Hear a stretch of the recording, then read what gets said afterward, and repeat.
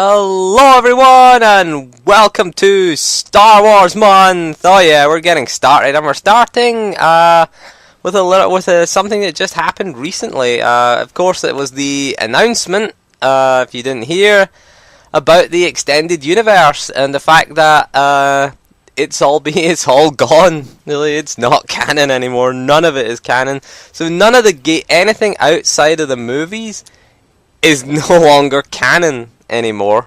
So that does include, of course, Star Wars: The Old Republic. Also includes a lot of things like The Force Unleashed. Recently, that was one of the most recent, one of LucasArts' last kind of big Star Wars projects, if we don't include SWTOR, of course. Again, no Star Killer in Episode 7, if anyone was hoping for that. We're not going to get that. That's, again... And a lot of people are upset. A lot of people are mad. A lot of people are mad at certainly the Old Republic era, which is the era we were playing in, of course, SWTOR. Does affect Knights of the Old Republic as well. None of that is canon. And let's be honest, who cares? Who cares? That's my opinion. My opinion is, who the hell cares as far as we're concerned in SWTOR? Do we care that it's canon? Do we really care that this... I mean, it's touted. I mean, if we look at the back cover of SWTOR, and it says, create your very own personal Star Wars saga.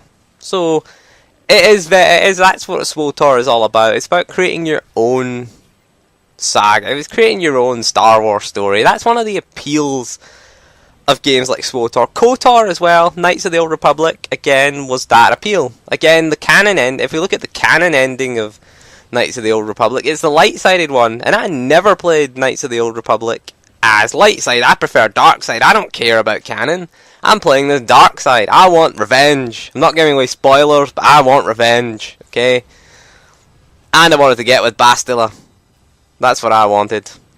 So as you can tell, I don't really care about the canon, okay? I mean, part of the appeal of SWTOR, again, creating that own, you make your own choices in SWTOR, so does it matter that it's not going to be considered canon? And the other thing is, if you look at Episode 7 and going forward, everything is post-Episode 6, okay? Everything post-Episode 6 doesn't affect anything. SWTOR is 4,000 years before Episode 1. What is it? Before the rise of the Galactic Empire, which was Episode 3 that happened. So we're 4,000 years in the past, okay? There is nothing that can happen in SWTOR that can affect, Episode 7 or anything like that going forward, you would imagine.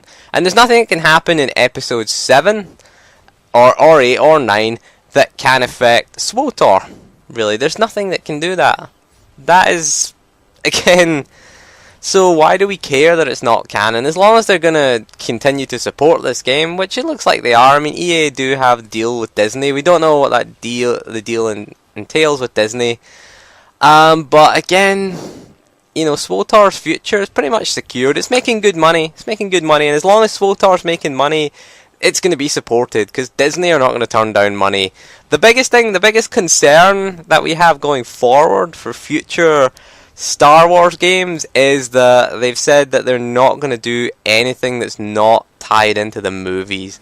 Now, this is I really don't like this. We're going to get movie-based games. Everything's going to be movie-based. We don't know how this affects Battlefront 3, although Battlefront 3 was always based on the movies, really, if you think about it. Battlefront 2, was always based on the movies. So I don't know how this is going to affect us in Battlefront 3, because that's the next big Star Wars game that's coming out that we know of. So we're just going to get movie-based games. I mean, movie-based games suck. Name a good movie-based game, if someone can. There was one that's actually based on a movie, not a sort of movie franchise. People talk about the Chronicles of Riddick, Escape from Butcher Bay. That was a really good game, really good stealth game, but it was nothing to do with the movie it was based on. It was a prequel to the movie it was based on. Okay, probably X-Men Origins Wolverine. I mean, that's probably the only decent sort of game that's been tied into a movie that's been released in a long time. I mean, again, we don't want this. We don't want this for the Star Wars franchise. Star Wars had a legacy as a gaming franchise. Star Wars as a gaming franchise. Back when it was LucasArts, back in the good old days, you know, the 90s, the early part of the 2000s.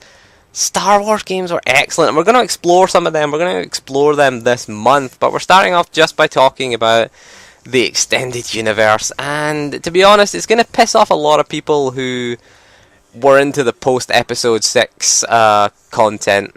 You know, the books, the comics, the games, everything that's irrelevant. You can see why they've done it. I mean, it kind of makes sense to get rid of all the post-episode 6 stuff, because it gives the writers kind of a blank slate to work with. They just want to draw a line under it, and let's make episode 7 something new and something fresh, something that no one's seen before.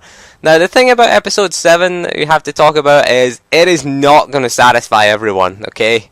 It is not. And if you based it on the books, if you based it on things that happened after episode 6, if we based it on existing extended universe lore, people are still going to be unsatisfied, okay? They're still going to hate it. They're going to say, oh, that character never turned out the way I expected. Oh, they did something different in the books. So at least this way they're drawing a line under it, and they're kind of they're kind of managing our expectations, we could say, about episode 7, and draw a line under it and start again. It's going to be a brand new trilogy. Of course it's going to have the recurring characters, but let's hope they do something different. The biggest fear for episode 7 is that we just have the nostalgia and the references to the original trilogy, because that was the thing that held back the prequels, if you ask me. Was the problem with prequels in general is you know how things turn out, okay? You know there's no leeway, there's nowhere to go in the prequels. We knew it was going to happen. We knew the Galactic Empire was going to rise. We knew Anakin was going to become Darth Vader. We knew this. We knew how the story ended, which kind of took away any tension that we had in the prequels. At least episode 7 going forward, you know, major character. What if a major character dies in episode 7? You know, it could happen. Are they signed up for a trilogy? You know, I don't know. You know, we don't know what's going to happen with episode 7. And I think you can argue it's a good thing. You can argue, I'm still quite open-minded as regards to episode 7, to be honest. I'm keeping an open mind. Not trying to get too hyped for it, not really trying. Trying not to care. my attitude is, if I don't care about it, I won't be disappointed. I've been disappointed so many times. We've been disappointed so many times by so many games, so many movies recently that, yeah, we're just going to temper expectations. Never get caught up in the hype. Never ever get caught up in the hype. That's my advice to you, is never get caught up in the hype. Okay? Saw it recently with Elder Scrolls Online. If you get caught up in the hype for that, I didn't personally.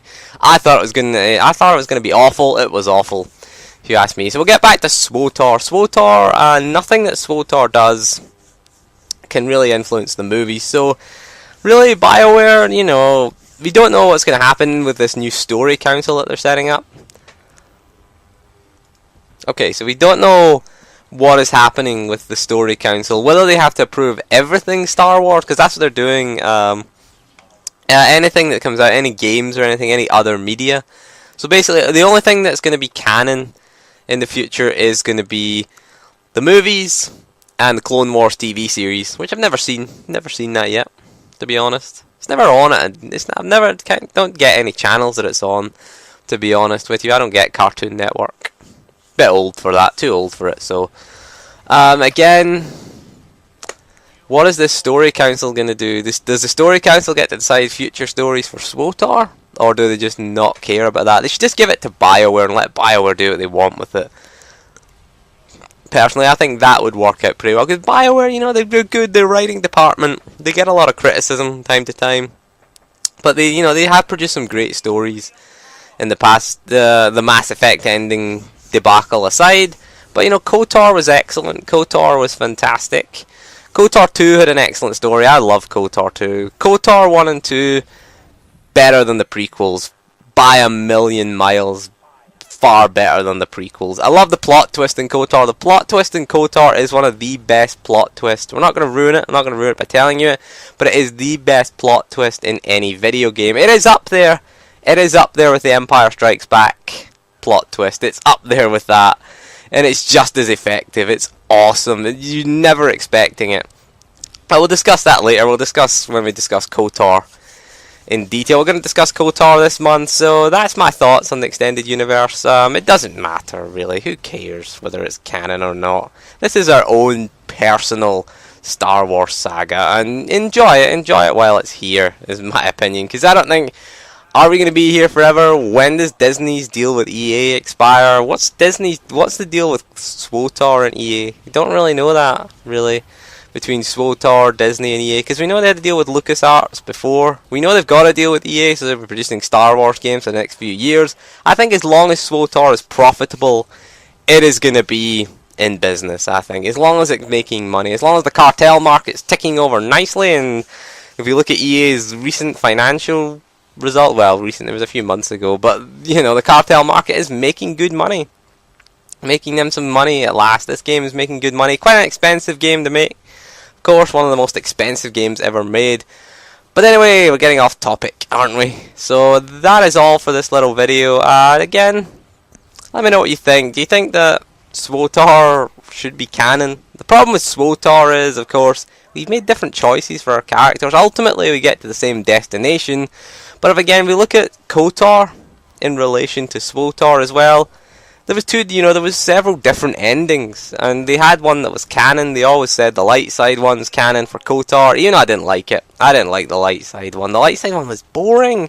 I wanted to get with Bastila. I wanted to get revenge. Not spoiling the story. Not spoiling the story. Not telling you who I'm getting revenge on. Not telling you who the character you are is. I'm not going to spoil that story. If you want to know what happens in KOTOR, go play it, because it is an awesome game. It's one of the best games ever made, if you ask me. So, well, we're getting too close to that KOTOR video. I'm going to do that KOTOR. I'm going to do it soon. I'm going to record it soon. Right, so that is all for this little video again. Let me know what you think. What do you think of the decision to make all games that are not related to the movies are basically non-canon? Sorry, Star Killer fans. Sorry. Apologies. So, well, thank you for joining me for this little video.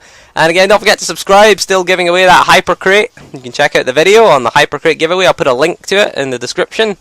So thank you for joining me, and we'll see you soon for more Star Wars month. So thank you for joining me, and goodbye.